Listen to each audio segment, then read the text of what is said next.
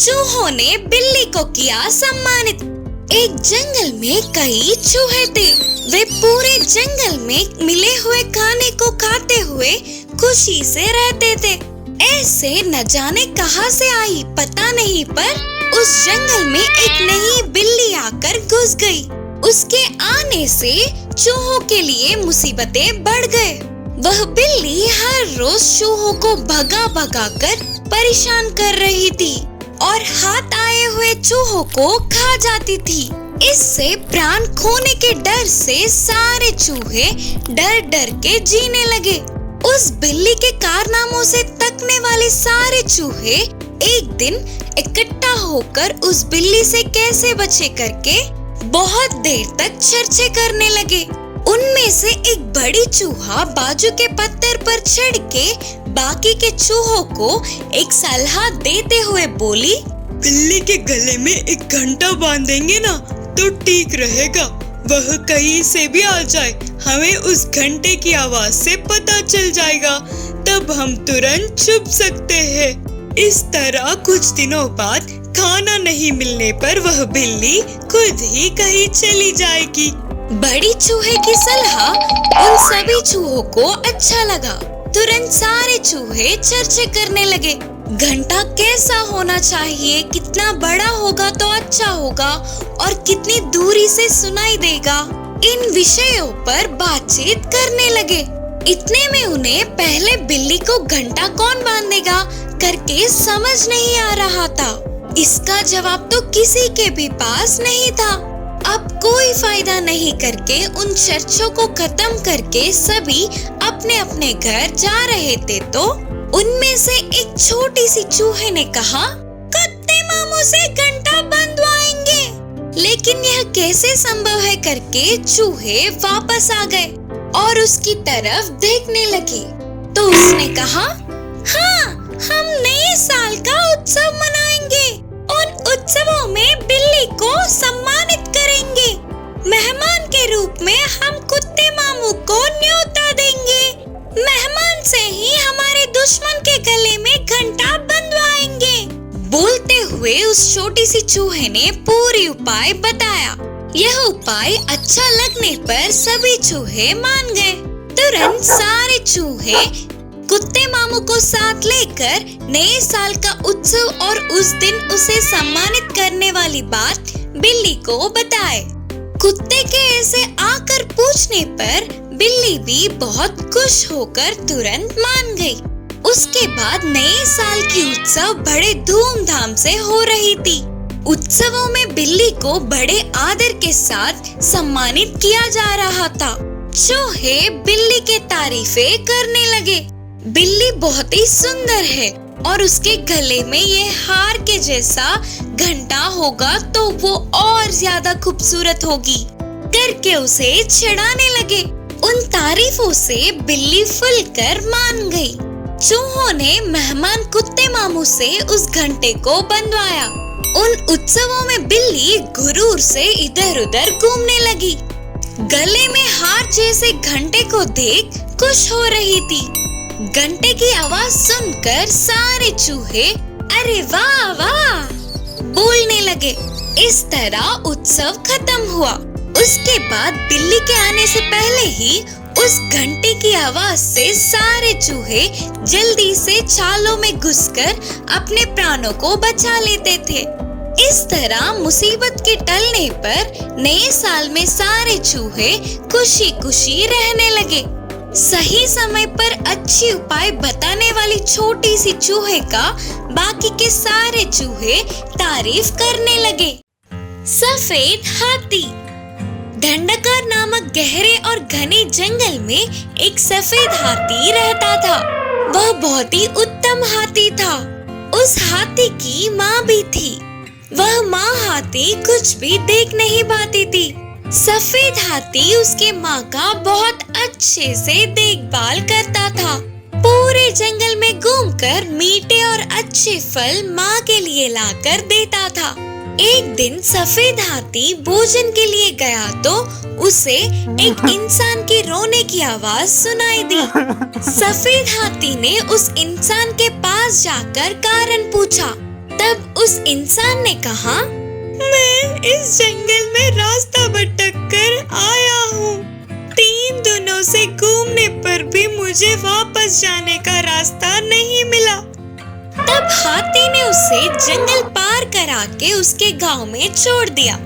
उस इंसान के गांव जाते ही वहाँ उसे सैनिक दिखे जो घोषणा कर रहे थे कि महाराज जी का हाथी मर गया।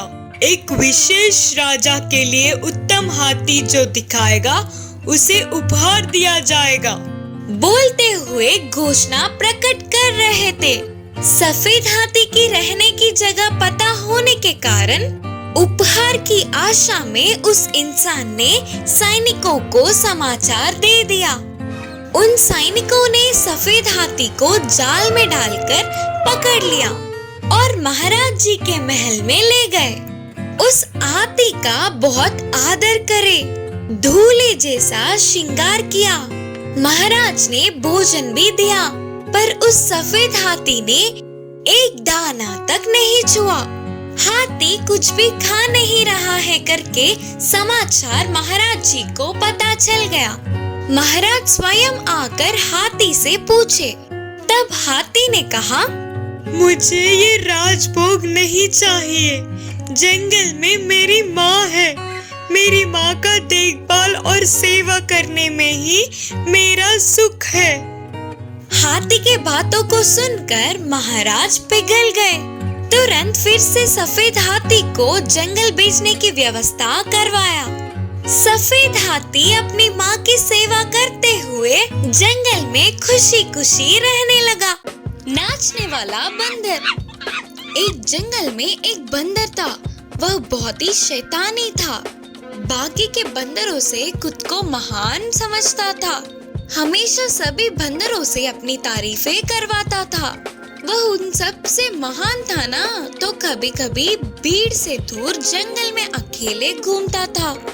इसी जंगल में एक बहुत चालाक लोमड़ी थी। वह भोजन के लिए सारी जगहों में घूमती थी। उसका आना देख लोमड़ी के हाथ लगेंगे तो काम खत्म करके बाकी के छोटे छोटे जानवर बच के निकल जाते। इससे वह पेट भर का भोजन खाकर बहुत दिन हो गए।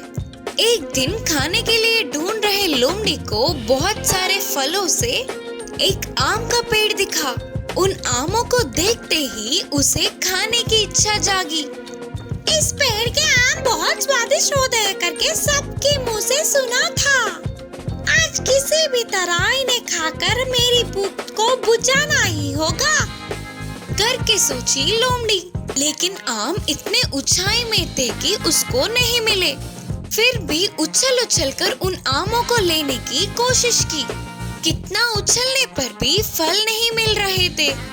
लेकिन ऐसे स्वादिष्ट एक काम को तो खाना ही है करके दृढ़ निश्चय किया। ऐसे बार बार कोशिश करती रही।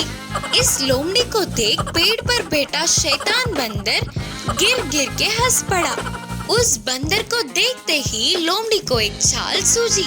ओ मेरे सुंदर सा प्यारा सा बंदर दोस्त, तुम्हें ना देखने वाले इन हाथी किस बात की, और तुम्हारी तारीफें ना करे तो ये मुंह किस काम का।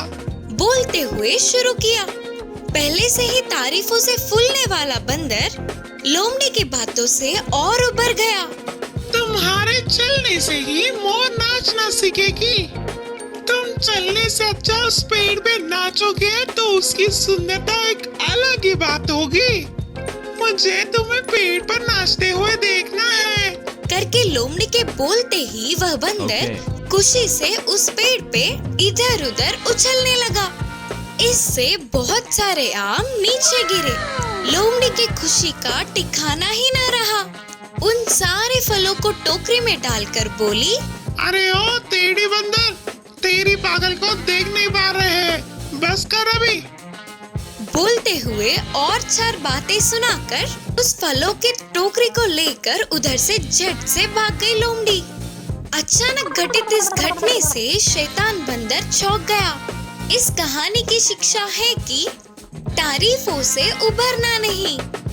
टोकरी में चिड़िया।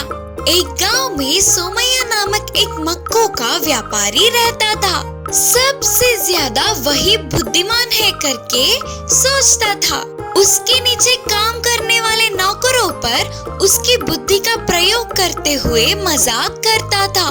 बाजू के गांव से एक व्यक्ति आकर आपके जीजा जी ने भेजा, बोलते हुए मुर्गी का भोजन और शरबत होने वाला एक टोकरी देकर वहाँ से चला गया।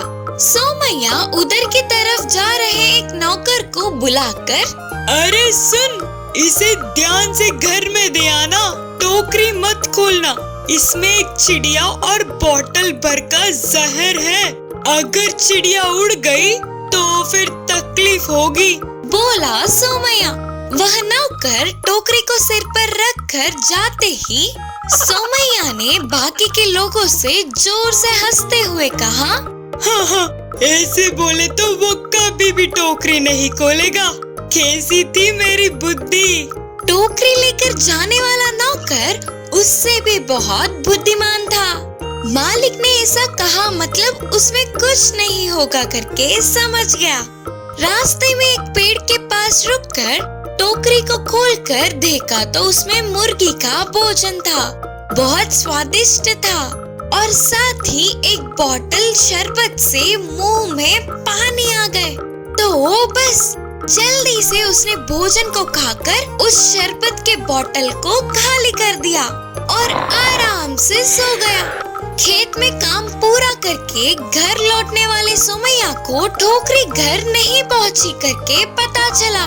नौकर पे गुस्सा होकर उसे ढूंढने चला गया। रास्ते के बीच एक पेड़ के नीचे वह नौकर खराटे लेता हुआ दिखा। उसके पास जाकर सोमैया जोर से चिल्लाया, अरे ओ उठ, टोकरी कहाँ है, उठ रे उठ। उन चीखों से झट से उठने वाला नौकर मासूम होकर बोला, गलती हो गई मालिक, टोकरी में चिड़िया उड़ जाएगी सोचकर ध्यान से ले जा रहा था, लेकिन पैर पे पत्थर लग गई और मैं गिर गया, उससे टोकरी खुल गई और चिड़िया उड़ गया। आपके डर से मैंने मरने के लिए उस बोतल का जहर पी लिया, पर फिर भी नहीं मरा, पता नहीं कैसे।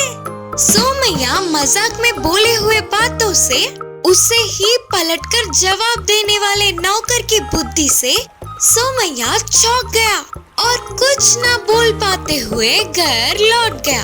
इस कहानी की नीति है कि बुद्धि किसी एक की ठहराव नहीं